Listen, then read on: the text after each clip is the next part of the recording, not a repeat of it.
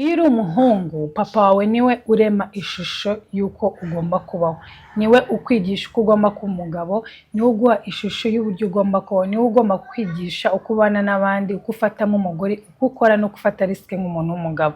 Papa wawe niyo shusho yawe nk'umuntu w'umugabo. Iyo utamugize rero ibyo byose ntabyo ugira kandi biguteza ibibazo.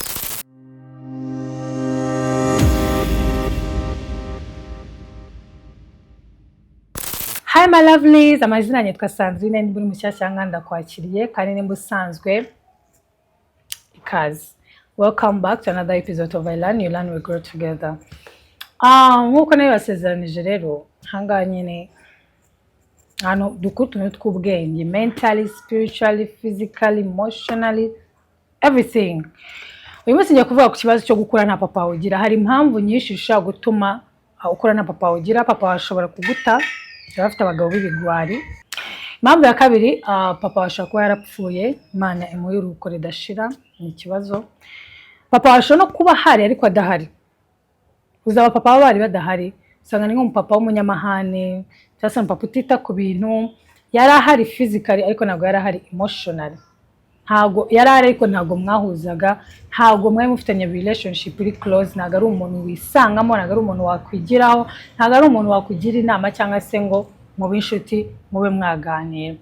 Izo zose ni impamvu zishobora gutuma ukora na papa ufite. Hari n'abagore bahunza abana ba papa wabo, papa umwana wa papa we nkande, ubwo burenganzira ubukura hehe? Anyway, ashaka kuba hari n'izindi mpamvu ntiwamenya. Papa ashaka kuba ari umuntu uri dangerous, ashaka kuba wenda ari muri gereza, ashaka kuba wenda ari umuntu washaka guhemukira mama wawe cyangwa se nawe wagushaka guhemukira. Byose birashoboka, ariko bitewe na situation urimo bijya bibaho ko ushaka gukora na papa wawe. Uyu munsi ndashaka kwibanda ku bana b'abahungu, nta wundi bwibanda ku bana b'abakobwa, kubera ko natwe abana b'abakobwa gukura na papa wacu dufite nabyo bitugiraho ingaruka. Ariko reka nibande ku mwana w'umuhungu. Nkuko nayimaze kubivuga, papa wawe ubundi ababyeyi bombi, umwe aguheza ishusho y'umugore, undi akaguheza ishusho y'umugabo. Ni ukuvuga ngo uko mama wawe yitwaye, uko wakuze umubona, ni kutekereza ko umugore wese agomba kwitwara. Niyo mpamvu akenshi iyo ukuze ugashaka umugore uba wumva agomba gukora nk'ibyo mama wawe yakoraga. Iyo wenda wabona agatekera papa wawe, ukabona wenda arakubura, yirirwa mu rugo ntajya ku kazi, ugira ngo abagore ntibakora, baba mu rugo bakita ku by'urugo n'ibyo. Wabonaga mama wakubitwa akabyihangana akaguma mu rugo, ukuruzi ngo uzakubita umugore wawe asigare. Ariko iyo ukuze mu rugo wenda ubona nka mama wawe ajya ku kazi, mu rugo hari abakozi, yumvikana papa wawe nawe afite ijambo mu rugo, nawe umugore wawe uzamuha ijambo ukamushishikariza no gukora, ukamwohereza no mu kazi, and so on and so on. Ntabwo ibyo ngenda ubigemo.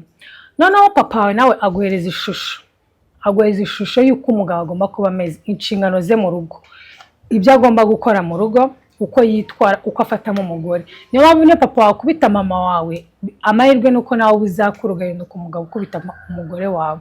Iyo ubona papa wawe yicara mu rugo, mama wawe akaba ari umugaburira, ugira ngo nawe uzicara kugaburira, umugore azakugaburira. Ariko ubona papa ari umuntu ujya ku kazi, akazana ibyo kurya, ari umuntu ufite ijambo mu rugo, ibintu byose ari umuyobozi, afata imyanzuro, agira inama, ahana, ibyo umubonamo nibyo nawe uhinduka. So iyo wakuze uri umwana w'umuhungu nta papa wawe ufite, ubura iyo shusho y'umugabo, uba warakuranye na mama wawe. Ni ukuvuga ngo uba ufite ishusho ya kigore, uba ufite ishusho y'umugore, ariko ntabwo uba ufite ishusho y'umugabo. Ubura ishusho y'uburyo ugomba kuba umugabo, uburyo ugomba kuvuga nk'umugabo, uburyo ugomba kwitwara mu bintu, ko ugomba guhandoringa abantu, ko ugomba kwitwara mu rugo, ko ufata umugore birakunanira. Rimwe na rimwe wisanga ufitanye ibibazo n'inshuti n'abavandimwe mu masosiyete ubamo. Abagabo ni abantu ubona akenshi bakora risk, bafata risk zikomeye. Ugasanga nyine abagabo ni aba risk takers, ngira ngo ibyo ngibyo turabizi. Ariko nanone iyo wakuze uri umuhungu udafite papa wawe, akenshi wisanga utazi gufata risk ziri calculated, risk zibazi.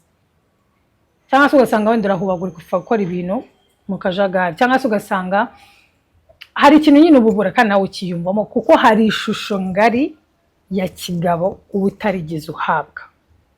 Abana b'abahungu batakujwe na papa wabo, of course iyo bakuze usanga nyine batanya kujyana ibibazo na mama wabo, kubera ko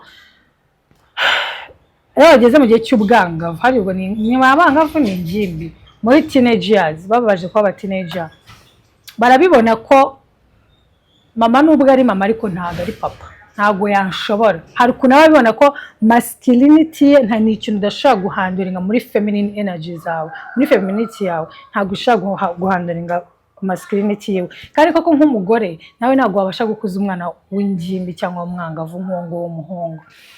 Baba bafite amanyanga utazi, baba gena mu bigaro utazi, ubuzi uburyo bwa kigore, uburyo bwa gikobwa, ariko ntabwo ubuzi uburyo bwa kigabo. So umwana w'umuhungu rero usanga kenshi abura iyo guidance y'umugabo, bikarangira abana b'abahungu badakuzwa na papa wabo. Kenshi usanga bava mu ishuri bakiri batoya cyangwa se bakaryiga ariko baryanga batsindwa. Nibo bana usanga bajya bakora ibyaha bikomeye, ibyaha like crimes, cyangwa se ugasanga nyine bishoye mu biyobyabwenge n'ibindi bigenda bibabaho kubera ko nta guidance, nta gitsure bafite cy'umugabo. Actually icyo nicyo kinyarwanda kizana ko nkoresha, nta gitsure gikwiriye cy'umugabo bafite. So maze kwa identifying ikibazo, bigenda bite iyo ubona ko byakugendekeye gutyo, cyangwa se iyo ubona utarakujwe na papa wawe kandi uri umwana w'umuhungu, wabigenza ute? Kuko bura nta kintu kimwe kitabonerwa igisubizo. Trust me, hari abana benshi hano hanze b'abahungu batakujwe na papa wabo kandi barakuze, baba abantu bakomeye, baba abaminisitiri. Na JD Vance, vice president wa Trump, yakurijwe na mama we wenyine. Moreover, mama we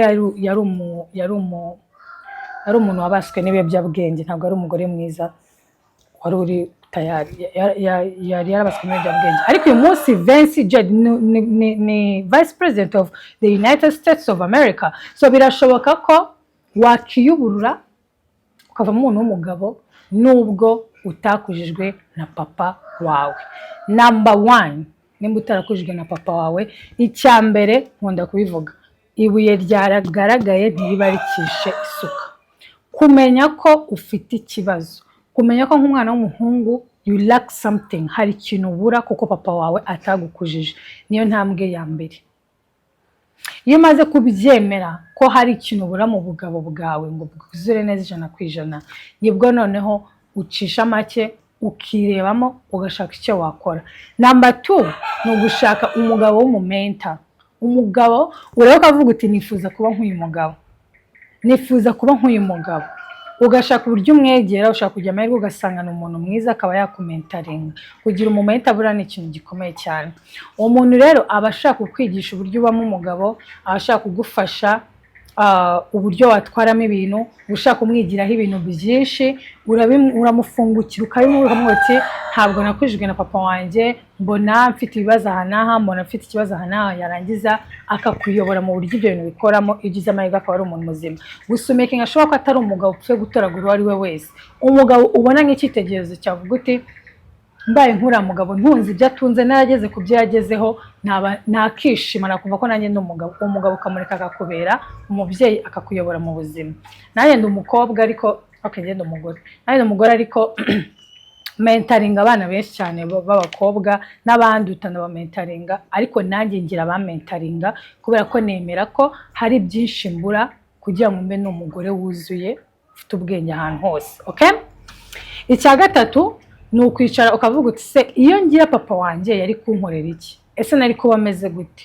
Ni ibihe bintu abana bakujijwe na papa wabo bafite njye ntafite? Ese nari kuba ameze, ukazana iyo shusho y'ibintu wumva urakinga muri wowe. Ese ni toughness, ese ni boldness, ubushizi bw'amanga bwo gufata imyanzuro, ese ni ukubasha kuvuga yego cyangwa se hoya nkayitsimbararaho, ese no kubasha gutera intambwe nka rugwana kigabo, nka sunika kigabo. Ni ibihe bintu mbura muri njyewe ntekereza ko papa wanjye yakabaye yaramaye agaciro kanjye kuba okay, like improving your self esteem yanjye. Wenda mbona ntigira icyizere nk'umuntu w'umugabo, mfata imyanzuro nshikamye, ntera intambwe, nkomeze ngende ibintu byakomeye, nkomeze pushing, nkomeze ngende. Ibyo bintu kuki mbibura? Ibyo bintu uko mbibura mbigenze gute? Ibyo bintu ukabizana mu ishusho ukabivuga ati ibi ngibi papa wanjye akaba yarabinyigishije ariko ntabyo mfite. Ibyo nimaze kubishyira ku murongo, na wa mumenta wawe twavuze kare uzashaka ubasha kumwigira ibyo bintu cyangwa se ukamubwira ko ari byo bintu ushaka kwiga. uburyo ukomeza kugenda kandi ibintu bikomeye, uburyo ukomeza gupushinga ukajya mu kazi ukagakora kandi isi yawe iri kwaka umuriro, ibindi byose bimeze nabi, urugo umugore ari kugutesha umutwe, abana bagutesheje umutwe, ariko ugakomeza ukagenda ugasonga mbere kuko icyo nicyo umugabo abereyeho. Ese ni uguprotectinga abantu banje, kuko bimwe mu bintu umugabo ashinzwe ni ukurinda, ni gutanga protection, kurinda umugore we, kurinda abana be, kurinda ababyeyi be, kurinda abantu bose bari under his protection. Ushaka kuba uri umugabo usanga iwawe wagira ngo ni nko mu nzu y'umugore utagira umugabo, ushatse wese yinjiramo. Hano baragusuzugura, abantu bakuvuga uko wiboneye.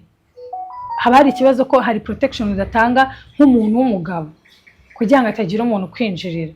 Ibyo byose umumenta wawe bashaka kubigufashamo, cyangwa se niba waba uri umumenta, njya nkunda kubivuga, social media zirahari, ibitabo birahari, mushaka formation zirahari. Hari ibitabo byinshi cyane by'uburyo waba by'uburyo waba umugabo, by'uburyo warinda umuryango wawe, n'uburyo ukomeza gutera intambwe ugenda byakomeye nk'umuntu w'umugabo. Ibyo bitabo birahari kuri social media, birahari. Kandi nanjye ugize ikintu mbaza, niyo naba ntakizi, igihe nagishakira igitabo nkakigusomera nkakikuze nanjye nkabigusobanurira, kuko wenda hari n'ibibazo by'ururimi. Abantu benshi buriya bakunda bandika ibitabo by'icyongereza, ariko ntabwo abanyarwanda bandika ni bakeya. Ariko wenda nanjye nzagira igihe njya nandika ibitabo. Izo nizo nzozi zanjye. Okay? Ikindi kintu ushobora gukora ni ukumenya ko umugore wawe ataguha ubugabo bwawe, ntabwo abugena, nta n'ubwo abukwaka. Did you understand? Abana bakuze na papa bagira ukuntu bagivinga in ku bagore, ugasanga imbere y'umugore ari weak, hari ngugeramo ugasanga umugore niwe gishega, ahubwo umugabo niwe mirengo, abanga umugabo aritonda. Ariko ubundi akenshi usanga ari uko uwo mugabo adafite self esteem nkawe, atigira icyizere nkawe, ugasanga umugore niwe umutwara. Umugore ntabwo agomba kukumenyera niyo waba warakuze na papa wawe ugira. Ntabwo umugore aguha ubugabo bwawe, ntabwo umushingiraho ntabwo umushingiraho kugira ngo wumve kuri umugabo, kuko umugore akwemeye nicyo kikugira umugabo. Ubugabo ugomba kuba ari ubwawe, ubufite muri wowe kandi ubwo winyenga. Niyo mpamvu umugore atagena ubugabo bwawe, ntabwo abuguha, nta n'ubwo abukwaka. Kuba yakwanze, kuba yagiye, ntabwo bivuga yuko uri imbwa, ntabwo bivuga kuri ikigoryi. Birababaza yego, ariko nk'umuntu w'umugabo bicemo witonze, you move on, uzabona n'undi. Nabona nawe ubwawe umuva inzoni ukomeye, ntacyo ubaye azigarura. Okay? Umugore ntabwo agomba kugena ubugabo bwawe n'umunsi n'umwe. Ntukajye mwemera agasuzuguro k'abagore, abagore barasuzugura.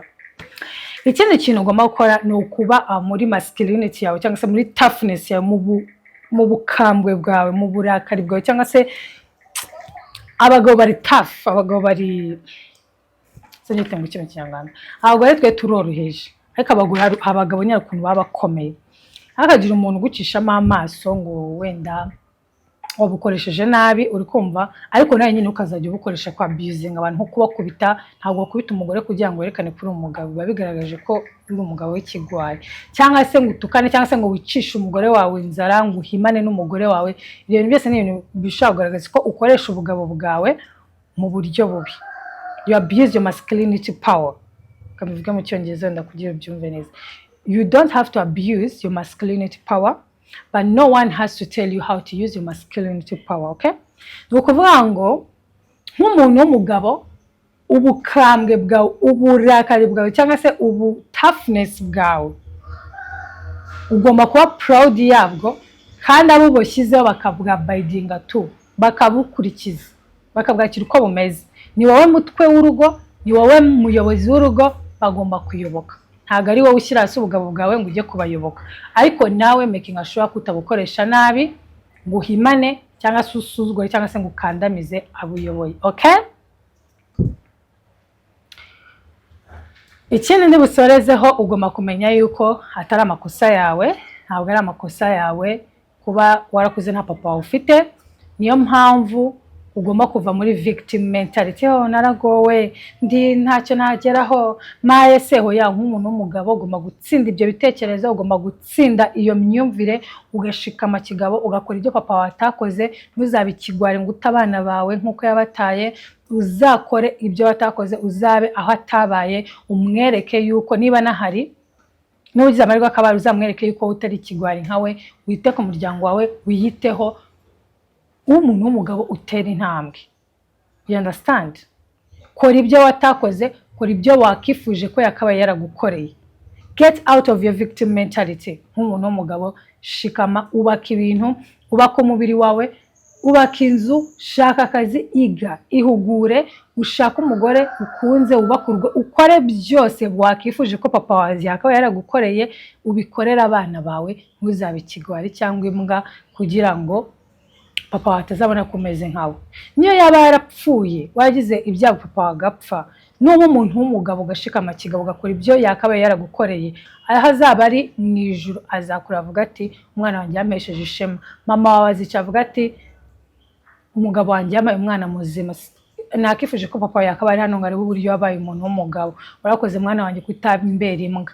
Umuhungu agomba kuba intwari y'umuryango. Haguruka ukore ibyo papa wawe yakabaye yaragukoreye. Okay?